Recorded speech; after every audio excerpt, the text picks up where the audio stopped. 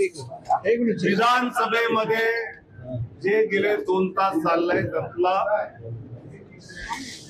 अप्पा इतर ठाकूर क्षितिज राजन मी माननीय जनता मतदाराला आपलं म्हणणं सांगू तुम्ही 4-5 प्रश्न विचारा मग जनता त्यातला तो निर्णय घ्यायचा तो घेईल असं आम्ही सगळ्यांनी ठरवलं आणि पत्रकारांच्या समोर आम्ही आलो.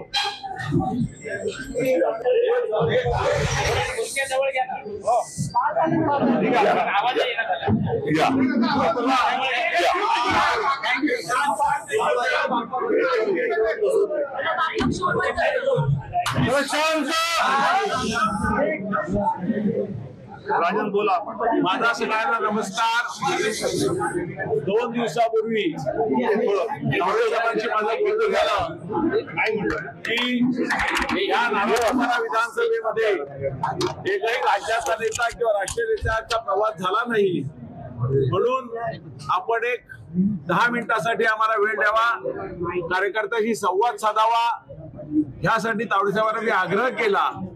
त्यामुळे तावडे साहेब आले, त्यांनी कार्यकर्त्याशी संवाद साधला की कुठल्याही प्रकारे काही करू नका, मतदाराशी संपर्क करा, मतदारांना आग्रह करा, मतदानाचा टक्का वाढला पाहिजे.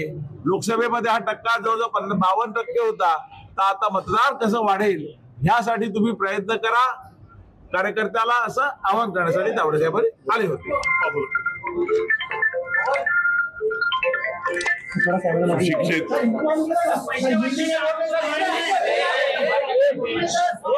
थांबा पहिले मराठी बोलू नका.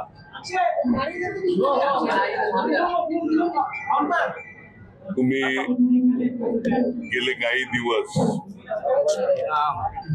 दुपाऱ्यामध्ये परिवर्तन वगैरे वगैरे ऐकतायत. मला बोलून द्या ना. बोला सर. परिवर्तन वगैरे बोलतायत. खरं तर तावडे साहेब हा तुमच्या भाजपच्या नेत्यांचा अपमान हे करतायत. आमचं प्रतिनिधित्व वसई तालुक्याचं 2009 पर्यंत माननीय विष्णुजी सावरा जे कॅबिनेट मंत्री आणि पालकमंत्री होते, म्हणजे सोपारा प्लॅटफॉर्म असेल, एसटी डेपो वेस्टचा असेल, हा वाडा मतदारसंघात होता आणि त्याचं प्रतिनिधित्व सावरा साहेब, खासदार वनगा साहेब करत होते. वसई तालुक्याचं 20 पर्यंत 9 पर्यंत रामभाऊ नाईक जे कॅबिनेट मंत्री, रेल्वे, पेट्रोलियम वगैरे होते, ते करतायत. ग्रॅज्युएट कॉन्स्टिट्युएन्सी, शिक्षक मतदारसंघ आणि स्थानिक स्वराज्य संस्थाच्या 19 वेळा इलेक्शन झाल्या. तिकडे भाजप आणि त्यांच्या मित्रपक्षाचेच 19 वेळा आमदार होते. एवढं असताना काही डेव्हलपमेंट झाली नाही असा आरोप केला. म्हणजे स्वतःच्या हे आताचे जे खासदार आहेत ते स्वतःच्या वडिलांवर आरोप करतात. 30 वर्षात काही झालं नाही डेव्हलपमेंट. इतका चुकीचा मुलगा मी कधी आयुष्यात बघितला नाही. म्हणजे स्वतःच्या मुलावर हे करणं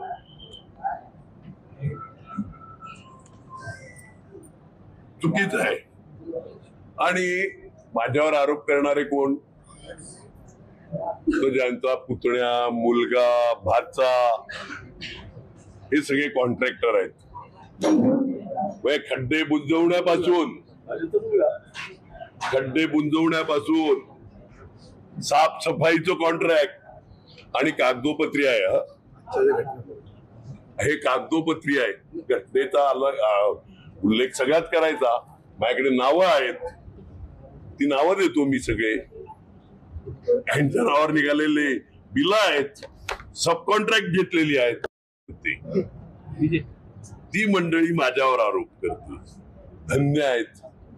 मग यांनी एकदा हे पण सांगून टाकायचं काय यांनी घेतलेल्या कॉन्ट्रॅक्ट मधले काय पोचवलं माझ्याकडे, तेवढं पण एकदा स्पष्टपणे येऊन द्या. लक्षात आलं का?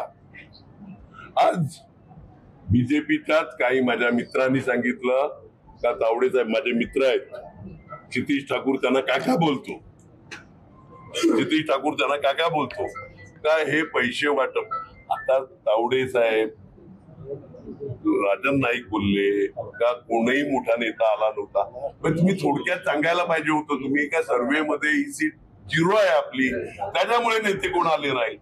तर तुम्हाला बोलून वेळ खर्च करायचा, पैसे खर्च करायचे.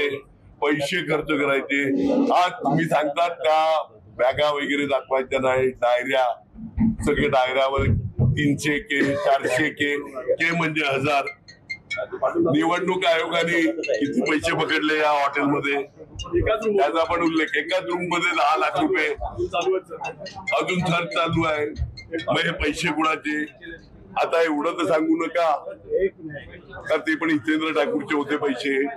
असं असेल तर ते मी घेऊन जातो, मला उपयोगी पडतील कुठे काम धंद्या करता. बरोबर आहे? बोला. एक मिनिट. आजचा रामधर्म, रामाचं नाव घेऊन तुम्ही पैसे वाटप करतात, हेच तुम्ही मान देवतात का? काय बोलायचं, कुठे बोलायचं ह्याचं भान ठेवा. सगळे आकडे आपल्याकडे आहेत. कोणी कसली कामं घेतली आहे सगळ्या डिक्लेअर करू का?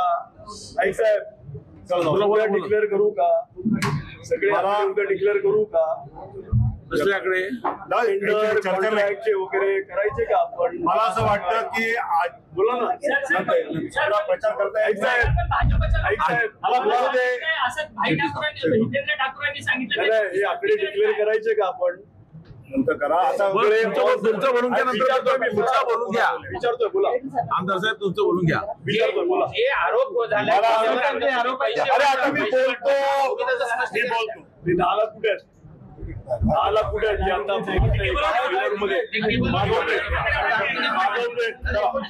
मला एवढंच सांगायचं आहे की जसं राजन नाईक यांनी सांगितलं, निवडणुकीच्या दिवशी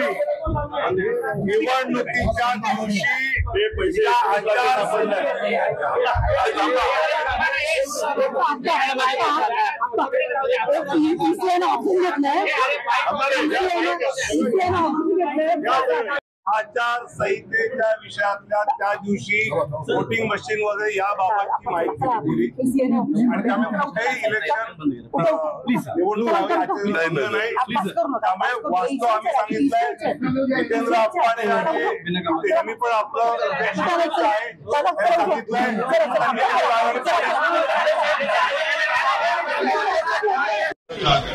अरे कमाल है, मतलब जो लोकतंत्र है, लोकशाही का, उसको भी अपनी बात नहीं करने की ये होता ही दबाव है, बहुत दबाव है. कोई नहीं